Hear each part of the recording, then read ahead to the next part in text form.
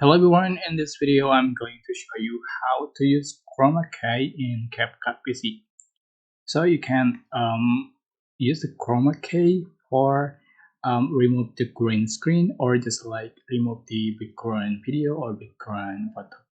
So here we will show you how to use Chroma key for remove the green screen. So I'm just going to add the image with the green screen, and you are just going to select video and select cut out, and you can find chroma key here.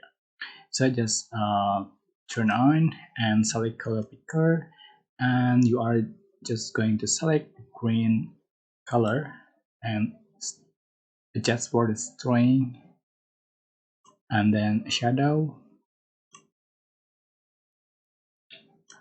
until you see for the perfect.